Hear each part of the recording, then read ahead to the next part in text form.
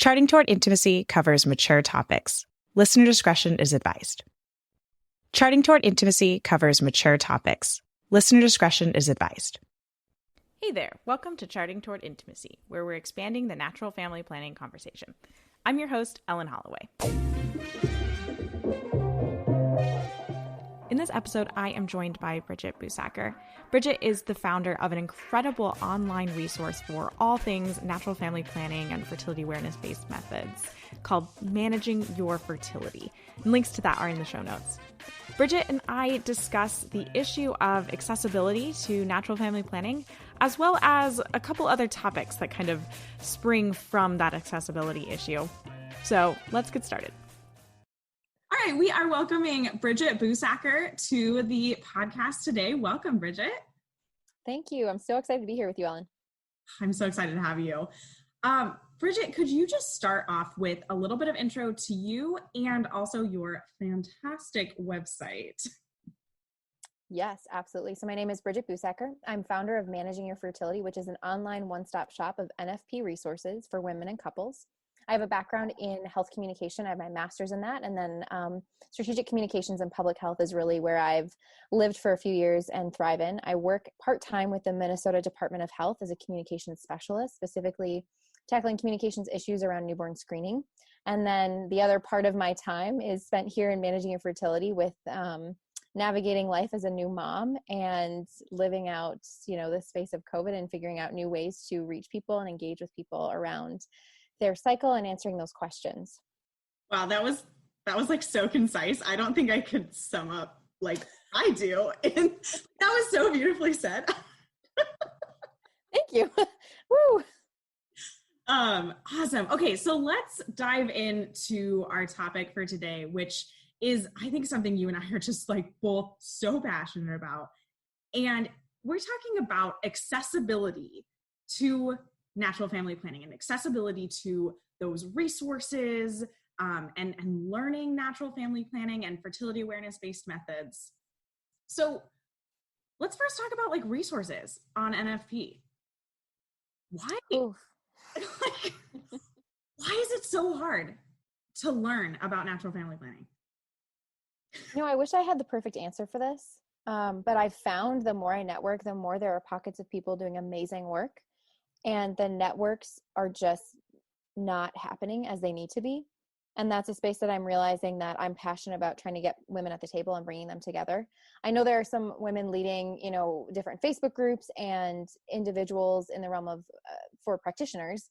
But I think as far as getting it to the individuals, getting it to the couples, getting it to the women, there's just this gap that's not being filled where we're successfully being able to see, okay, we're transitioning from all these great materials, getting them in the hands of parish priests or faith formation leaders or marriage ministry couples, and actually having them disseminated and figuring out, like, are they working? Are they effective? Are they successful? The metrics behind them too, which is not something we often talk about, and that we need to start, I think, implementing into this space. But there's so many different aspects of the process and building a resource too, that I think for some getting to that point of implementation, it's like, okay, well, now what? And if you're not met with openness from different marriage ministry leaders or parish and family life leaders, I think that's really that stopping point where they might already have programming in place. They're not really sure how to utilize it or how to advertise it. And so there's just this gap in the communication and the implementation that I'm finding in this space that's making it really hard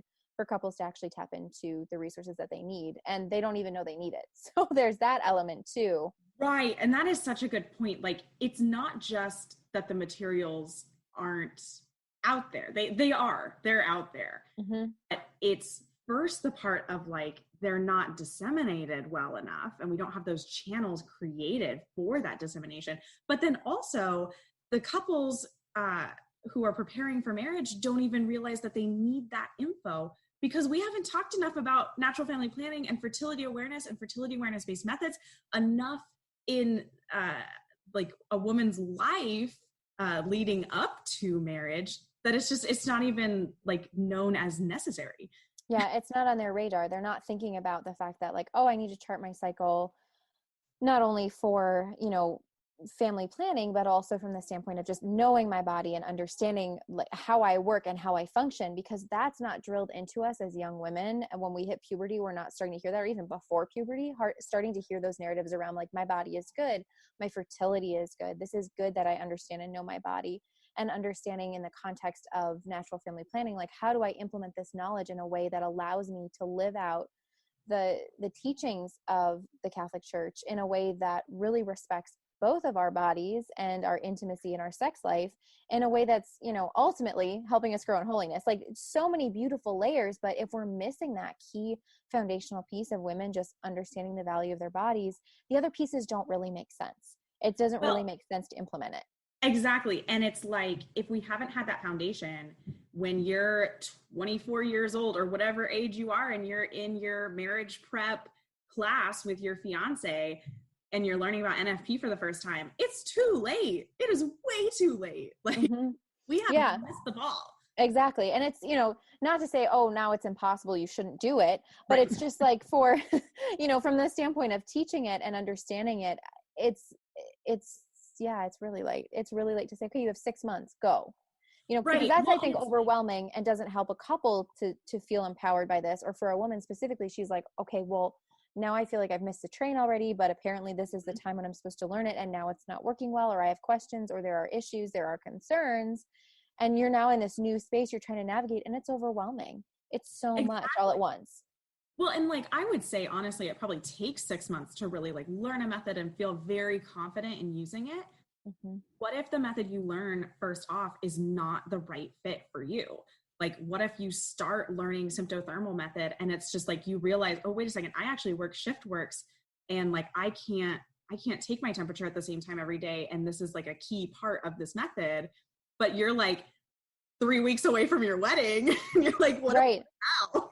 Right. And that doesn't mean, you know, okay, well, now it's going to just be a botched job and it's going to be really terrible and you're going to fail using it. But I think it is an important aspect. Like, it's okay to switch methods. And I think that's a big thing women don't always understand, or have not been told that. And so that understanding isn't there to say, oh, okay, I need to switch because this isn't working for me. And it can be super intimidating to go through all this work, to pay for classes, to feel like, okay, I'm getting a handle on this, but this just isn't for me. What's going on? It doesn't mean that you're not cut out for NFP. And it doesn't mean like, oh, well, I guess fertility charting isn't for me. It's okay, we need to find a different opportunity for you to be able to chart your cycle and to feel successful in it.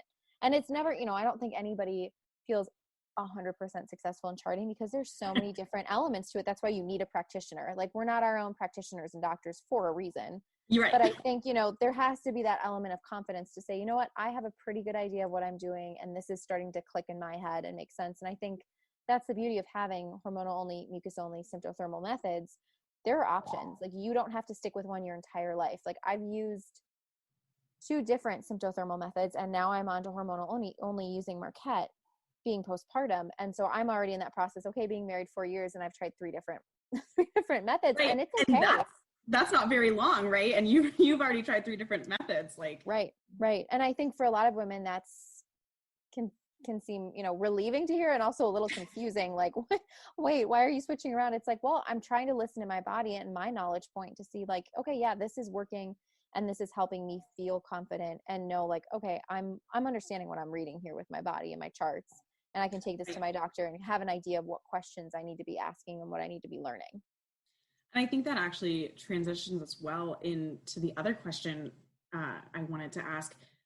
When you said like, oh, switching a bunch of methods could seem concerning for some women, another point of concern is that cost factor. You know, it's not free to learn NFP. While some methods are like, once you've, you know, purchased the basic materials, there might not be any cost beyond that. Whereas other methods like require an ongoing cost. You know, what do we do about people where that cost factor is a serious barrier? It's a huge issue, and it's something that we're not always talking about, because I think we don't want to turn people away from using natural family planning, but I think by not talking about it, we're turning people away because they're finding that, you know, they're going in thinking, oh, it's free, and it's not free. You know, for the most part, like, you might hit a point where, you know, yeah, you're not requiring like all these different upfront costs of training because you're only having now once in a while meetings with the practitioner. So that kind of levels out that additional like spending that you might need to set aside for, and that initial upfront cost is, evening itself out. But I think initially we need to be having more honest conversations and breaking down like, okay, how much is in general each method? Do certain organizations offer offset for costs? With Marquette, there are certain items when you're buying the monitors and stuff like that, where on Amazon, you'll find like HSA and I believe it's FSA too. You'll find eligibility for both of those, but that totally depends on the insurance you have. And it can require a lot of phone calls to see, does my insurance cover this or not? And it honestly just depends. You can't necessarily say insurance will never cover it because it depends on coding. It depends on who you're working with. It depends on who you're covered by. So there are those elements to figure out too that just aren't really streamlined. And it's hard to make streamlined from the end of practitioners because those are aspects that are always changing that we don't really have control over. But we can advocate for that change as much as possible. But the barrier with cost is real, and we have to talk about it. We need to figure out what are ways that we can help couples offset that cost. Like, what are ways? Is it a scholarship? As we chatted about before, is it some type of programming that's available, or archdiocese like putting together some type of help for couples financially for this? Right, exactly, because it's not about making NFP free to use. Like, there's a couple of reasons why that actually would be a terrible idea. The instructors for the various methods go through hours, years of training.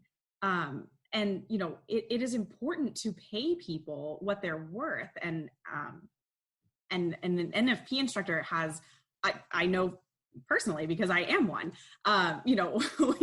we go through a lot of training, and different methods go through even more training than what I'm trained in. And so it's not about just expecting our NFP instructors to just offer it for free. But then the other issue with something that's free is there isn't as much investment from the person who's learning. Like when you're offered something for free versus paying for it, there's so many psychological studies out there that you have so much more investment in something that you've paid for, even if you've paid $1 for it versus like something you're getting for free. And you just like psychologically understand that as more important, and that it has more like backing behind it. And so there's a serious issue if we like start offering NFP for free, because already people like unfortunately don't trust that it actually is based in science. But then you offer it for free, suddenly people are like, oh, this clearly you shouldn't trust it. Right. Oh my gosh. So many good points. And I think especially that last one where you're navigating this world of, okay, we're already trying to share the science behind NFP and understanding this integration of Catholic Church teachings, infusing theology of the body into the science of FABMs. Like the science is there, it's real. And the church is really taking that and saying, this is so beautiful, this is awesome. Let's infuse this with the understanding of the theology of the body to really help a couple understand integration of body and soul. Like this isn't just about your body, this isn't just about your soul. Like we're trying to create this integration. And with that, how are we sharing that message, and making sure that the research is understood that this can be trusted. That doesn't mean that it's absolutely perfect, let's not ignore the stories where we do hear about people who are like, oh my gosh, I used NFP and I still got pregnant. It's like, okay, we have to talk about that. We need to address that. We need to have that pastoral care in that space as well, to be able to say what's going on from a scientific level. Is the method not working for you? Is something going on with your cycle? Are there challenges with abstinence that you want to talk about? And then pastorally too, like how do you navigate when you weren't expecting to have that baby and that baby's coming and you are psychologically, emotionally, totally tapped out? And so I think, there are those conversations going on in addition to cost and availability. And so this is the space that we have to be okay being in the gray and talking about these different aspects, so that we can get to a point of more successful implementation while recognizing there's still gray and that's okay. Right. I mean, we're not here to answer these questions that we're asking. Honestly, like we're asking these questions because we see them as problems. And I think there are a lot of people kind of in that like NFP realm that are asking these same questions too. Like I see this on Instagram all the time and they're like, okay, how do we get more people to be able to know what NFP is? How do we get it more accessible? But then at the same time, it's not about just publishing a PDF of here's how to do NFP and like passing that out to everybody. Because one, we already talked about the issue of like, once it's free, you know, you might not have as much interest in it. But then also NFP requires you to work with a practitioner or an instructor. Like, you need someone to be able to confirm that you're really understanding the rules correctly, or you're understanding what exactly you're supposed to be recognizing in your biomarkers. And inevitably there's going to be a cycle that's going, you know, you're going to have questions, and that instructor is very necessary. So, you know, printing out that PDF is not going to work out that well. Right, totally. And I think too, beyond the instructor and the practitioner is something that I'm seeing more and more of, conversations around how do we get engagement in parish life? How do we get individuals talking to each other? Is it building like an NFP support group? Is it building an ambassador program? Is it working to help pastors understand their roles? Because their role isn't practitioner. It isn't to be like completely in the weeds with a couple, but it's definitely to be in this space of understanding and knowing how to discern, okay, I'm supposed to help this couple, direct them to a practitioner because they have very practical questions I can't help them with, or I am meant to be pastorally walking them through this challenge that they're having in NFP, because this is more on the theological aspect of understanding this teaching and their frustrations with it or their struggles with it, that I think those moving pieces too are so critical. And so I think to be able to know, like, you could go to other couples and talk to them, that's a huge aspect of that too, because some people are in like Catholic Disneyland and they have an amazing archdiocese or parish and they've got everything they need. So then you have someone else who's in like the desert and they're just like, yeah, I have a Facebook group that I can be a part of, but I don't have a lot of community. Like maybe, you know, your parish has a lot of older individuals and they're just not in that same walk of life with you. Like, how do you create this space to build conversation? Because it's a little awkward to just go up to someone and be like, hey, let's talk about sex and NFP when you don't have that relationship with them. You know, so how do we cultivate that? I know the struggle of that conversation. Starting this podcast, I had to find guests, and I literally had to go up to friends and be like, hey, do you want to talk with me for a half hour about sex and natural family planning? Exactly. I mean, that's like in and of itself, it's like, okay, well, I'm doing this for like ministry and like a business. This is good. I'm sharing. And then, you know, thinking about that is just a couple who's like, I am at a loss. This is not making sense. Or maybe it's making sense, but you're like, okay, this is good. I've got my practitioner, but like, is there another couple who's doing this? Like, do they have challenges? Do they struggle with this? Are they struggling with abstinence? Are like they struggling with these seasons where like it feels like freaking forever that I have to abstain? Or there are certain reasons that you just like need to talk about. And again, it's not to, you know, try to compare, contrast to see like, am I doing NFP the right way? But it's again, that the community that we need to be able to know like, okay, we're not in this alone. Like, we're on this journey and it's hard, and it's okay that it's hard. Like, there is beauty in the hardness too. And that, you know, depending on someone listening and they're in a really hard season, they're like, I'm not seeing the beauty, but thanks. But, thanks so much for saying that there's beauty, but I don't see it. Right. Like it can take a while. Like I think, you know, we've all been there and we'll be in it again. That's the thing too. It's a season. Bridget, if we were recording this episode about like 9 months ago, I would have been like, I am not seeing the beauty in this. I was like full-fledged postpartum, like couldn't understand my particular situation. Yeah. Feel you in that right now with Marquette. And it's a beautiful method and it's great, but it's taking a while for my brain to transition and learn. You know, I say this because people are like, aren't you like that NFP lady? Shouldn't you understand how this works? And it's like, I'm human. You know, this is a process. Like, this is something I have to learn too. And, you know, I'm right along with you. Like, okay, I've been doing symptothermal for like 2.5, 3 years. And now I'm doing Marquette and it's amazing, but it's a totally different way of thinking. Exactly. And so I'm really I'm emailing my practitioner all the time with questions, and it's great. I mean, it's amazing that we have them, because to DIY NFP is crazy. I'm just going to call it out. That is crazy. You know, I think what I want to challenge everybody listening to this podcast is, if you don't have someone else in your life that you can like chit chat NFP about, seek out that person or that couple. You know, my husband and I journey with a couple that is such a beautiful couple, and a beautiful relationship to be able to just like go back and forth on NFP with. And like, I can talk like girl to girl, my husband can talk guy to guy, or we can talk couple to couple. And so I just really encourage you, like, step out of your comfort zone, find that person. And if you can't find that person, like, send me an email. I'm happy to chit chat with you about NFP. I love it. I love it. I think that's a huge aspect of it, because I think without that friendship and that willingness to be vulnerable, it's just hard, and NFP is hard in and of itself. And I think sometimes it's just that courage to be the person to be vulnerable and reach out to say like, okay, I'm going to put myself out on a limb and I'm going to ask. And you know what? If the biggest thing you're getting is a no, it's a no. Like, it is okay to keep trying and keep asking. But I think more often than not, someone is just looking for that invitation because they're hoping for the same thing. Like, oh, I wish I had someone.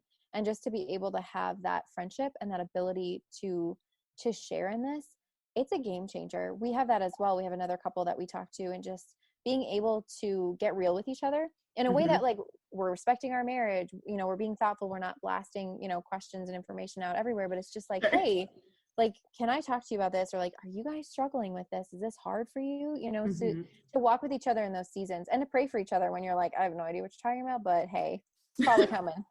But I'm here for you, and so we're all the same. So like, yeah, exactly. Exactly. Well, and I think honestly, I know we've diverged a little bit from talking about accessibility and NFP, but these conversations happening among the laity within your parish, this is what brings accessibility. Because if we make the conversations more accessible, then we make NFP more accessible across the board. Because the more you talk to person A is going to go talk to person B, and person B might actually get that, person who's very set in their ways in the like marriage ministry, who doesn't want to change things. That person might actually get them to change their mind and bring in some new resources. Yeah, I totally think so. And I think there's so many different avenues with the NFP world that I think to start with other people, to start in community, like you're saying, does help with the accessibility, does help to show need. And I think it shows leadership within parish and staff, especially those who are running marriage ministry, or maybe it's the priest, maybe it's your pastor who's, the one who's like trying to navigate it all, to be able to see that need coming from their parishioners, they're able to know what to potentially put more funding towards, or to put more conversation and maybe like a more formal work group towards, to recognize like, oh wow, people need this, I didn't know. And I think to be able to vocalize that to leadership helps to bring it up that next level to your parish. And then that may go to your diocese or your archdiocese, because they're saying, hey, we have all these needs, and maybe that parish doesn't have the funding or the people to help, but like it's getting that communication traveling. So then we start building connections, which I think are really challenged, or they're even missing in those networks that we need when it comes to NFP and the accessibility component, because otherwise we don't know what people need. So if we don't know what people need, we're just kind of stuck. We're just stuck in this space. If you feel like your parish isn't providing enough resources for NFP, it might just be because no one has asked for them. So maybe you need to step out and ask either that family life coordinator, or if it's the pastor of your parish, or whoever that person is, or maybe that person doesn't exist in your parish, and this is your call to step up into that role and like bring NFP to your parish and bring some resources and connect with instructors locally in your area. Or, I mean, this is the age of Zoom right now. Like, you don't even have to be local. That's like the beauty of this, in using all these online tools and being able to connect with individuals. I think it's really making a change in a lot of the ways parishes are engaging and interacting with parishioners, with small groups. And then, of course, with like the NFP world, like now we're having opportunities for individuals to work with practitioners online and just say, okay, I'm setting up your Zoom call. Like, let's go over, let's chat. And like, it's huge, because it's going to allow that accessibility component to open up even more. So if you're in an area and you're like, I don't have this instructor around me for 50 miles, like, I don't know what I'm going to do, you can Zoom somebody in, or you can find those methods that are now saying, hey, we're going to do online options too, which is huge. Right. Because I was not an online teacher before all of this happened. And now I'm very comfortable with it. Like, I'm happy to go teach someone on the East Coast. I don't mind. Like, That's so awesome. That's huge. That's huge. And I think that that is a wave that's coming, and we're already seeing it within this realm of teaching because it's needed, man. It helps get the access out there for NFP, and it helps get the right. resources out there so that if a couple symptothermal really isn't working for them, they can find someone who's Marquette, or, you know, they want the Creighton model and they can find somebody now, and they're not limited to their area. Right. Because like in my area, I haven't like come across a Marquette instructor, but a good friend of mine like needed a Marquette instructor. And so, you know, she's working virtually with an instructor, and it's been great. You know, like it's basically the same amount of communication she would have had otherwise, just via Zoom or text message or phone calls. It works great. I think it's an awesome space to be in. It's like telemedicine and telehealth. Yeah. Like, why not go and forge into this space and see what else we can do? Because I think if we're just getting stuck in like it has to be in person, we're limiting opportunities for women to be able to just feel comfortable to ask questions and set up a call and say, okay, I just want to learn more. Because to have to go through the work from an accessibility standpoint too, to be able to, you know, schedule in time. And then you have to figure out, you know, if you share a car with your spouse or something, okay, when they get home from work, and then we have to find a babysitter. And then there's all these different factors that can impact cost for access to NFP. Right. So if you're able to say, okay, we're paying for the course, we're paying for the coursework, or maybe paying for the monitors, but we have an online instructor, here's our fee, we get to do it from home.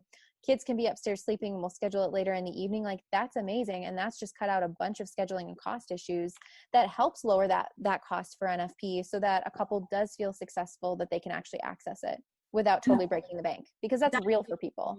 Yeah, that is a huge point, because like the barrier of cost is, that is the reason why I didn't originally learn NFP when we got married, because cost was a serious issue for us.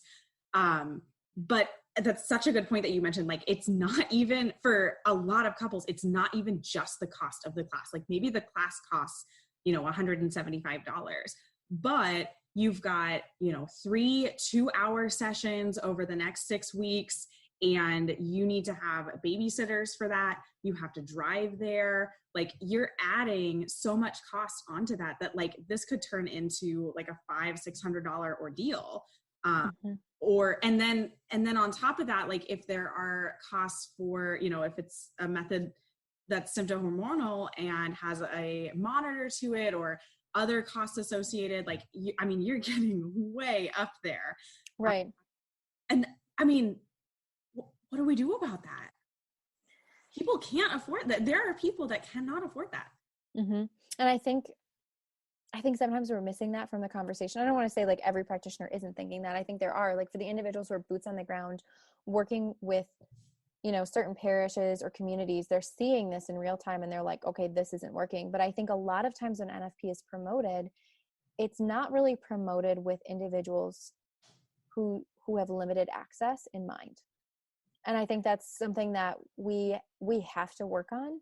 That's something that we have to address, because otherwise we're creating this really nice, beautiful, flowery thing that you do in your marriage. But at a practical level, if you know, it's not only stressful to think, okay, well, I don't know if I can afford this and I can get even access to this, but then am I a bad Catholic because like I can't prioritize this? Mm-hmm. So then am I a practicing Catholic? So then you're like, you're merging all these questions that someone has and creating stress factors that we need to be addressing on the back end when it comes to marketing and implementation, and figuring out like, okay, are we marketing this well? And are we actually offering diverse options to people so that they feel successful when they choose NFP, and that they can choose it freely, and they're not finding like they have to say no because they can't afford it, or they can't drive that far to a class, or whatever right. The reason might be, because there are many. Exactly.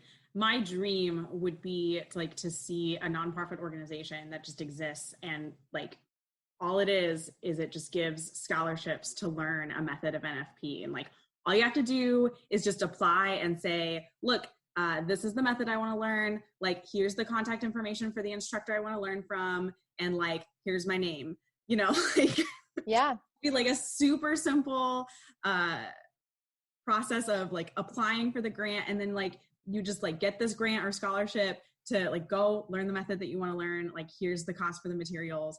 And I mean, just wouldn't that be amazing? Because then we could take away that cost factor to the accessibility of it. Right. And I think that's the other piece of it too, is we're identifying like who needs the support and who doesn't. It's not like, oh, 100% of users all need scholarships. Well, no, there are some that don't, like, finances aren't an issue for them. There might be another barrier that they're experiencing, right. Whatever that might be. But it's like, to say that I don't think is like a total dream. Like, I think it's feasible, it's possible, and it's needed. If I just think if like we're doing it for schools and for other programming, like, why not consider NFP? Why not consider this as an area that we need to rethink and reimagine how that funnel works for the process of getting a couple from I'm in marriage prep to like, now I'm learning NFP and now I'm implementing and practicing NFP in my marriage. Because I think that barrier, it's huge. It's huge for people. Well, and I think like, these kind of programs exist in the Catholic Disneyland, as you called it. Like, there are dioceses that have programs like that, and that's awesome. And there are parishes that have programs like that, and that's amazing. But, my parish doesn't. Right. The rural parish down the road doesn't. Like, what are the parishioners there? Right. And I think you're asking really good questions that I don't have answers to, but I love brainstorming with you. But I wonder too, does it start at the parish level? Like, ideally we want to see like a movement towards an organization, or maybe it's the USCCB or something that is able to allocate funding to parishes or to individuals to be able to apply for scholarships. But maybe does it start at the parish level, and we, go to our pastors and say, hey, look, we need to start a scholarship fund. And I'm sure there are individuals who are like super diehard NFP users, or who love marriage prep, or they're like, okay, I can't volunteer my time anymore, or I can't volunteer my time at all, but I want to be able to give financially to this so I can help another couple out. So it's an anonymous situation. So there isn't this, weird dynamic at play, but would allow locally to serve your parish and to serve the people within that parish to feel like they have some type of support going on too, even if it's not that organization level, which I think would be great.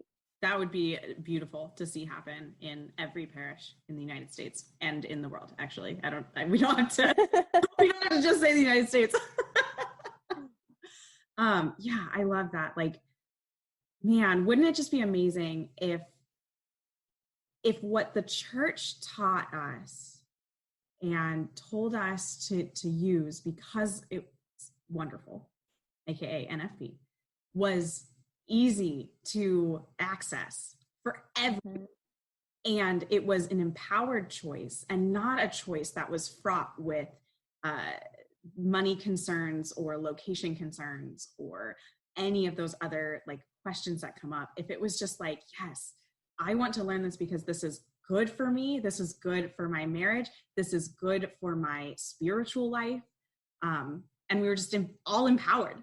What a beautiful yes thing. Yeah, I mean, I think part of that too is just this integration of understanding, we need the practical as much as we need the spiritual. And NFP in and of itself in that practice can already be challenging, not even just from like, okay, I'm checking my cervical mucus, I'm logging my temp, I'm, doing hormonal testing. There's also that spiritual reality that already makes it tough. So, it's not going to be this like NFP utopia as it is, but if we can address some of those practicals to help identify those barriers, so that when a couple is discerning or struggling, there isn't as much emphasis on the financial or the challenges of trying to find a sitter and things like that. It's like, can we address those so that when the discernment process is coming, a couple can really focus on their own marriage, the discernment that they have, and figuring out, okay, are we abstaining? Are we open to life? What does that look like? Mm-hmm. And then there isn't this added dynamic of, okay, finances, because obviously finances is a part of a conversation for a couple, but when it's directly tied to NFP, that just makes it so much harder, and I think can create a bitterness around it, honestly.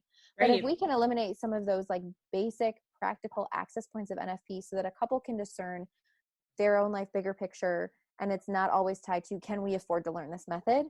I think that just gives a space of freedom. Well, there's still going to be tension in the discernment process of NFP, and we're not like totally removing it because now everybody has access and it's on Zoom. There's still going to be those challenges, but just to try to eliminate some of those, I think would really help.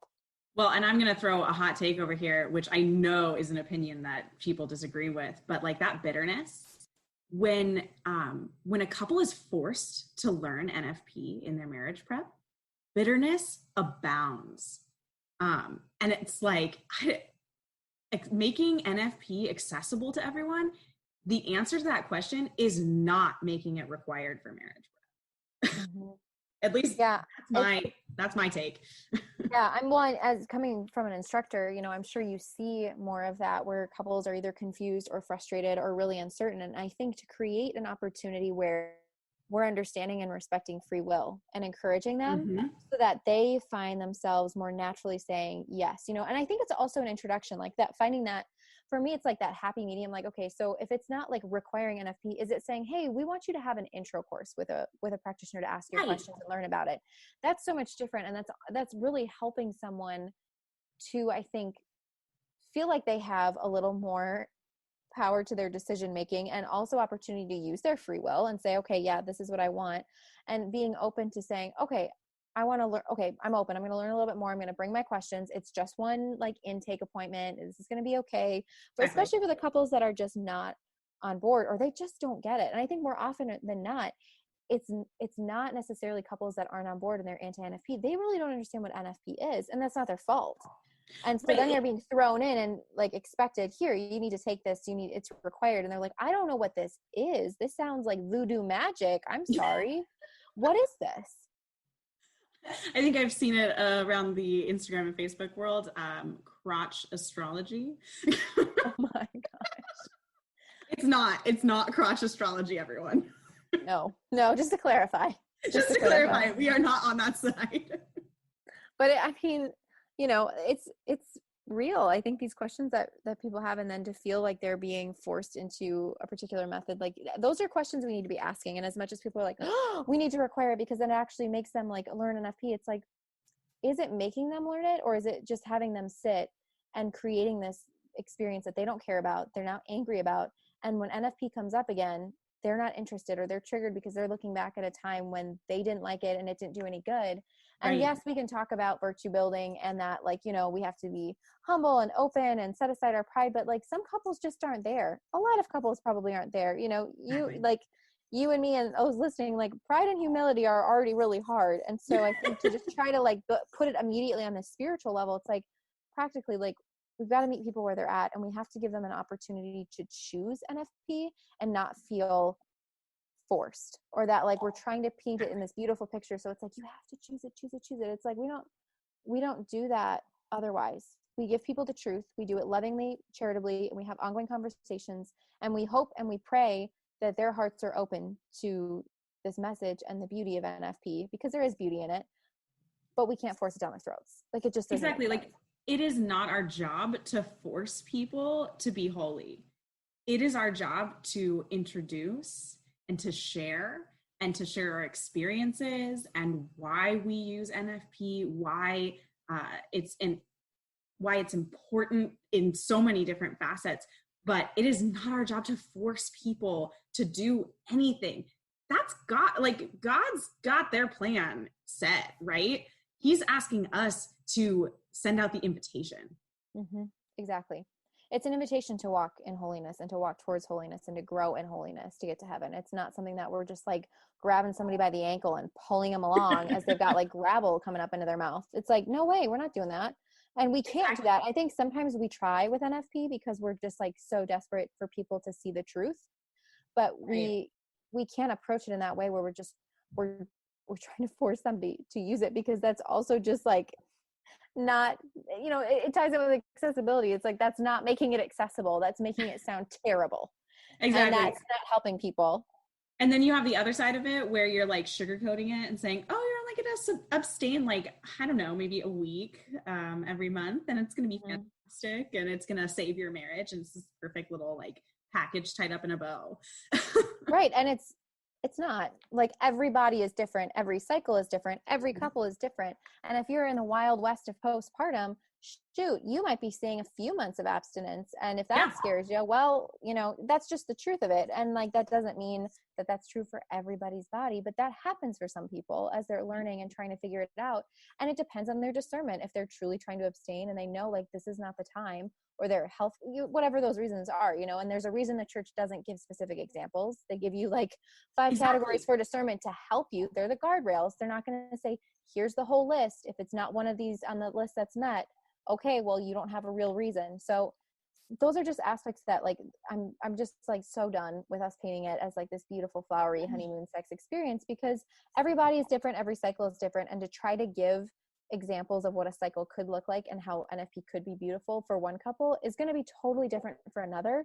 And that just adds to the shame. And I think the bitterness and thinking I'm doing it wrong. There's something wrong with me. There's something wrong with my marriage. What's going on? And we don't need to add to that. Like, let's give couples the opportunity to feel successful in this and to feel like they have what they need to know what questions to ask and to know how to chart and feel confident in that process. Absolutely. Oh my gosh, we have just brought up so many great questions. I know we haven't answered any of them. And I think that's I love it. I think it's so good. This is exactly what we're trying to do on this podcast. We want to expand the natural family planning conversation.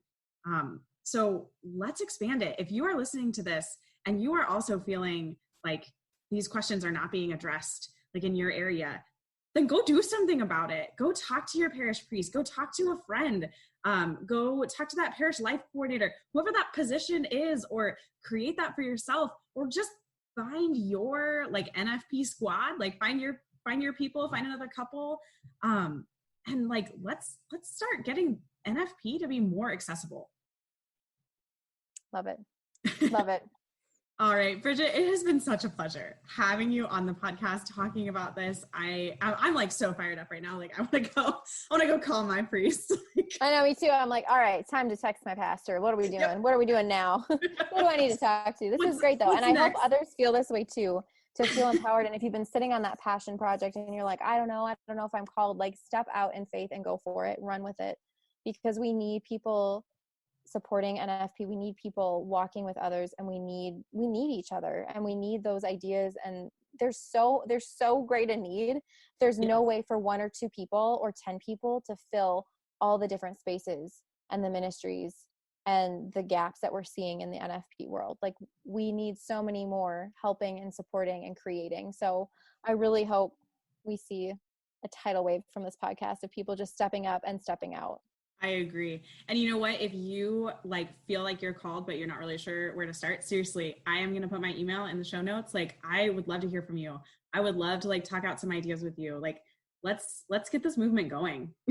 Yes. Love it. All right. Thank you so much. Thank you so much. This was awesome. Thanks for listening. I hope you enjoyed this episode. And I also really hope that this episode got you personally a little fired up to continue to expand the natural family planning conversation. As we mentioned a couple of times in the episode, I am seriously happy to talk to you guys about natural family planning or about ideas that you might have for expanding this conversation within our own parishes. So please send me an email, reach out to me on Instagram. Links to those are in the show notes.